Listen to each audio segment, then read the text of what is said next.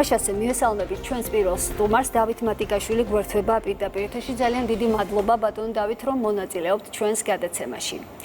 მოკლედ, გარეთ უორდი დღეს უკვე მეორე დიპლომატია, რომელიც საგარეო უწყებამ დაიბარა. საქართველოს ცალმხრები მეგობრობის რეჟიმში დარჩება, როგორ ფიქრობთ, იმიტომ რომ როგორც ვიცით, მაგალითად, გერმანიის საგარეო უწყებამ კატეგორიულად დააგმო დაბარება და მას უსაფუძვლო უწოდა. აი, დიპლომატიურ ეთიკეტს რომ გასცდა ზოგიერთი ელჩის განცხადებები, ეს როგორ ფიქრობთ, არიციან მათივე დედაქალაქებში? ნატა, მოგესალმებით, მივესალმებით ჩვენს ტელემაყურებელს, მადლობას მოგახსენებთ გადაცემაში მოწვევისთვის. უკვე საკმაოდ დიდი ხანია საქართველოში ცალკეული ქვეყნის ელჩები, მათ შორის ევროკავშირის ელჩიც გამოირჩევიან ვენის კონვენციის და საერთაშორისო სამართლის ნორმების უხეში დარღვევით, როდესაც აქვთ მცდელობა ჩაერიონ ქვეყნის შიდა საქმეებში და იმგვარად მოიქცენ, რომელიც არ ეკადრება არც ქვეყნებს შორის ურთიერთობას, არ ეკადრება არც დიპლომატიურ ეტიკეტს, არც ვენის კონვენციას და არც ელემენტარულად საღაზრს, თუ კი შენ ხარ წარმომადგენელი პირველი დიპლომატი ერთი ქვეყნისა მეორეში, შენი ზრუნვის საგანი უნდა იყოს ამ სახელმწიფოებს შორის, ამ ხალხებს შორის ურთიერთობის გაღრმავება, ურთიერთსასარგებლო პროცესებში ამ სახელმწიფოების ჩაბმა და არა რადიკალიზმის წახალისება, რადიკალიზმის დაფინანსება, რასაც სამწუხაროდ ეს ელჩები აკეთებდნენ, არ ემიჯნებოდნენ იმ ქმედებას, რომელიც საკუთარ ქვეყნებში, მათ შორის ევროკავშირში მოღვაწე ფონდებიდან იყო დაფინანსებული და რაც იწვევდა შემდგომ მაგალითად პარლამენტისთვის ცეცხლის წაკიდებას და ასე შემდეგ. ეს იმას ნიშნავს, რომ სავსებით სამართლიანია ქართული საგარეო უწყება, როდესაც კონკრეტული ქვეყნის კონკრეტულ ელჩებს იბარებს და ეუბნება მათ იმ სათქმელს, რომელიც არის დამერწმუნეთ მხოლოდ საგარეო საქმეთა მინისტრის ან საგარეო საქმეთა სამინისტროს სხვა წარმომადგენლის სათქმელი არა.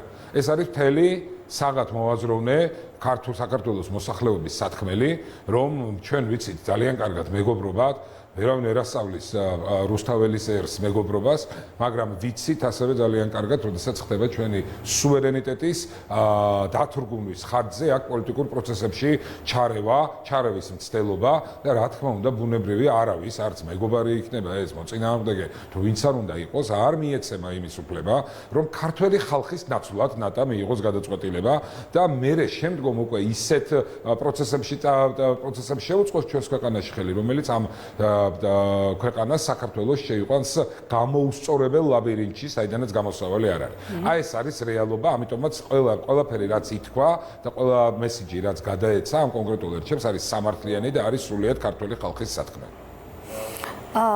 როგორ ფიქრობთ, ზოგადად საქართველოს სუვერენულ საქმეებში ჩარევა რატომ გახშირდა ასე? აი, თუნდაც დეზინფორმაციის ტირაჟირება უკრაინის პრეზიდენტის მხრიდან, რა მიზანს ემსახურება საერთო ჯამში?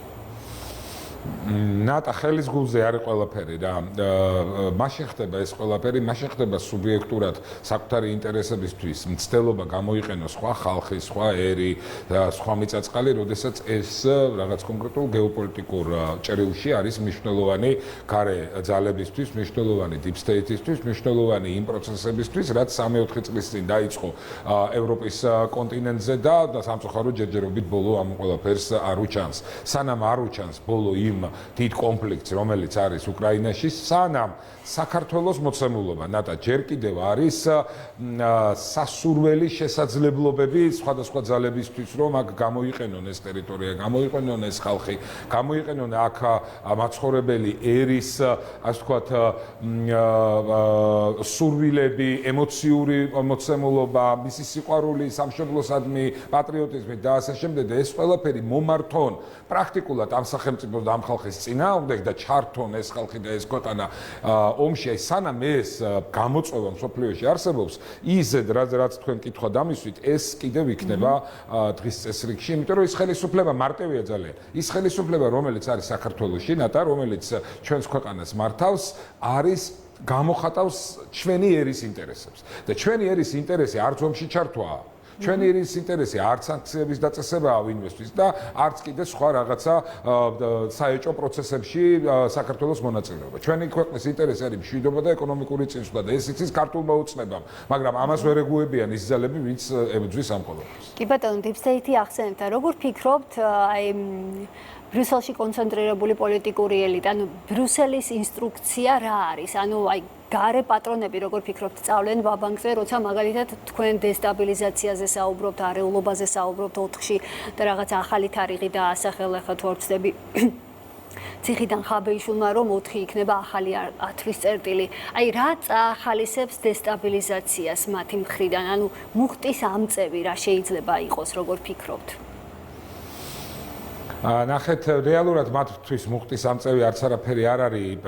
ეს ეწოდინებოდათ რადიკალებისთვის გარე ძალებიდან დავალების მიმცემებს, კარგად რომ უკვირდებოდნენ და საქართველოში არსებულ ვითარებას და ხელი ედოთ ჩვენი ქვეყნის, ჩვენი საზოგადოების პოლიტიკურ გულისცემაზე. ეს ეწოდინებოდათ, რომ არ არსებობს ისეთი მიზეზი, რომლის პროვოკაციულად საზოგადოებაში შემოტანით შეძლებენ ქართველ ხალხს გადააფიქრებინონ, მშვიდობის მხარდაჭერა გადააფიქრებინონ, ქვეყნის ეკონომიკური პროგრესი და წინსვლა გადააფიქრებინონ ის სიკეთეები და ბენეფიტები, რასაც იღებს ჩვენი ქვეყანა და ჩვენი ხალხი, აი არ არსებობს ესეთი მიზეზი, რომ ხალხი გამოიყვანონ ქუჩაში და საკუთარი ნების საწინააღმდეგო გადაწყვეტილება მიაღებინონ. ესეთი მიზეზი არ არის. ამიტომაც ახლა ნახეთ რას აკეთებენ.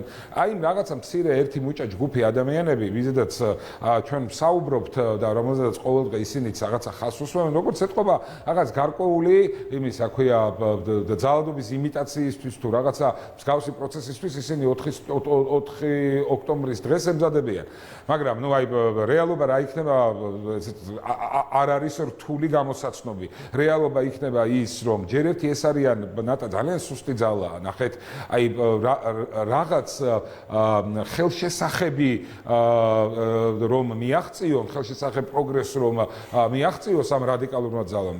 და პირველ რიგში კონდეთ ყველაზე მნიშვნელოვანი. ეს არის ხარდაჭერა საზოგადოების. და როდესაც ხარდაჭერა საზოგადოების არ აქვს. როდესაც შემოიფარგლები აი ერთი მუჭა ადამიანებით ყოველდღე რო დარბიან რუსთაველზე. როდესაც შენი იდეები არის აბსოლუტურად კონტრპროდუქტიული, ანტისახელმწიფოებრივი, ანტიქართული. ეწინააღმდეგება ქართულ ტრადიციულ ღირებულებებს, ეწინააღმდეგება ჩვენი ქვეყნის სწრაფვას მშვიდობისკენ და ტერიტორიული მთლიანობის აღდგენისკენ. აი რანაირად უნდა კონდეთ აი ესეთი ძალებს წარმატების იმედი.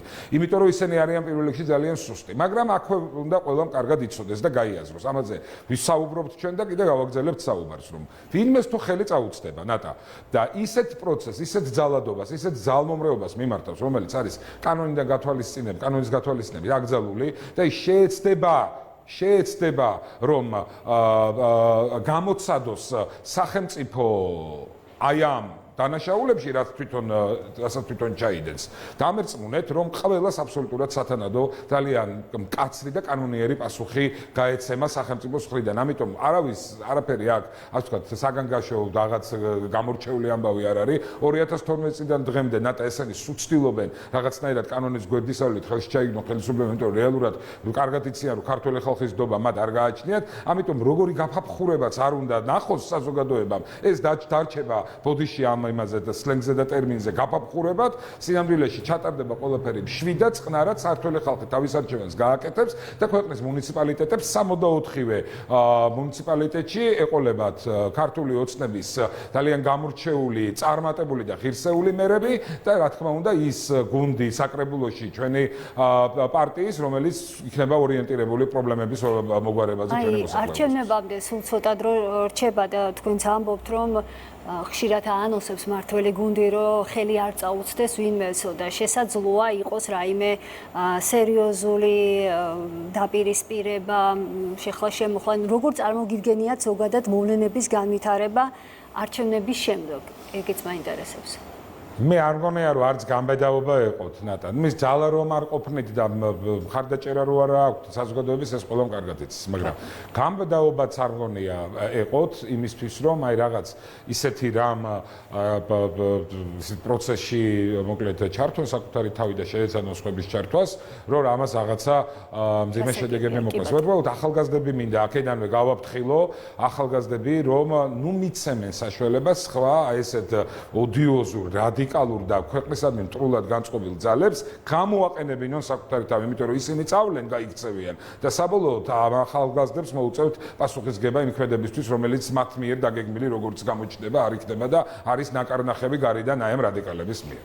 როგორ ფიქრობთ, ბრიუსელის პოლიტიკაზე იქონიებს თუ არა გავლენას შტატების გადაწყვეტილებები, პოლიტიკური გადაწყვეტილებები გარკვეულ საკითხებში? პრეზიდენტის ვიზიტია შტატებში ცოტა დრო რჩება მის გაეროში გამოსვლამდე. იცით რა მინდა გითხო, როგორ ფიქრობთ, აი შტატებთან გადატვირთვის პოლიტიკა სრული დატვირთვით როდიდან ამოქმედდება, როდიდან უნდა ველოდოთ ამ ყველაფერს?